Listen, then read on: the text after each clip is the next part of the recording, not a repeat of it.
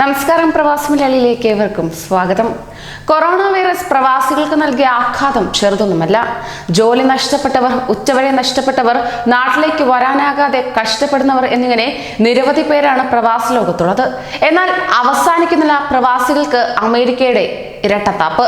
Covid വ്യാപനത്തെ തുടർന്ന് മാർച്ചിൽ അടച്ച CIS ഓഫീസുകൾ ജൂൺ 4 മുതൽ തുറക്കാൻ പദ്ധതിയിട്ടിരിക്കുകയാണ്.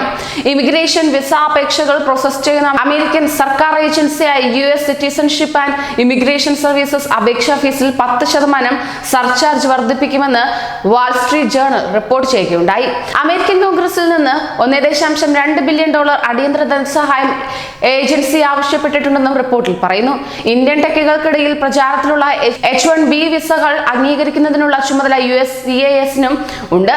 2020 സാമ്പത്തിക വർഷത്തിൽ H-1B വിസ അതിന്റെ പരമാവധി പരിധിയിലെത്തിയതായി USCIS കഴിഞ്ഞ മാസം അറിയിക്കുകയും ചെയ്തിരുന്നു. ഏറ്റവും കൂടുതൽ ആവശ്യപ്പെടുന്ന US വർക്ക് വിസ അപേക്ഷകൾക്കായി പുതിയ നിയമങ്ങൾ നടപ്പാക്കുമെന്ന് USCIS പ്രഖ്യാപിച്ചതിനു ശേഷം H-1B അപേക്ഷകളുടെ ആദ്യ സീസണാണിത്.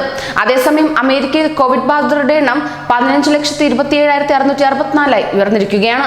അതോടൊപ്പം തന്നെ വൈറസ് ബാധിച്ച് രാജ്യത്ത് മരിച്ചവരുടെ എണ്ണം 1,00,000 അടുക്കുകയും ചെയ്യുന്നു. ഇതുവരെ 3,46,389 പേരാണ് രോഗത്തെ അതിജീവിച്ചത്.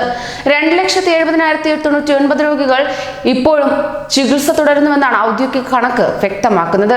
കഴിഞ്ഞ 24 മണിക്കൂറിനിടെ 865 മരണമാണ് അമേരിക്കയിൽ റിപ്പോർട്ട് ചെയ്തത്.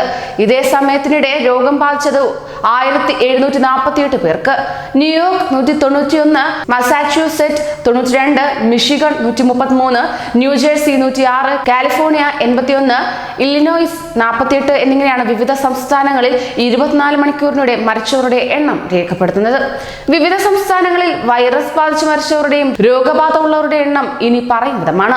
ന്യൂയോർക്കിൽ ആകെ മരണം 28,325 രോഗം സ്ഥിരീകരിച്ചവരുടെ എണ്ണം 3,59,847. ന്യൂജേഴ്സിയിൽ മരണം 10,366. രോഗം ബാധിച്ചവർ 1,48,197. മസാച്യൂസെറ്റ്സിൽ ഈ മരണം 5,797. രോഗം ബാധിച്ചവർ 86,010 പേർ.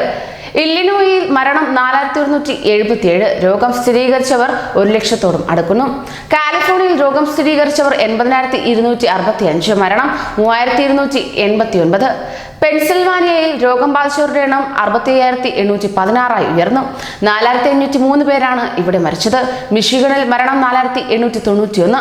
രോഗം ബാധിച്ചവർ 51,142. ഫ്ലോറിഡയിൽ ആകെ രോഗബാധിതർ 40,588. മരണം 1,973.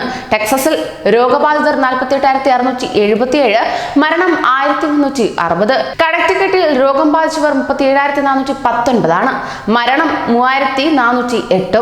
ജോർജിയയിൽ രോഗം സ്ഥിരീകരിച്ച 37,701. മരണം 1,609. മേരിലാൻഡിൽ രോഗം ബാധിച്ചവർ 38,804. മരണം 1,992. ലൂസിയാനയിൽ ഇതുവരെ 34,432 പേർക്കാണ് രോഗം കണ്ടെത്തിയത്. മരിച്ചത് 2,491 പേർ. കൂടുതൽ പ്രവാസി വാർത്തകൾക്കായി ഈ ചാനൽ സബ്സ്ക്രൈബ് ചെയ്യൂ.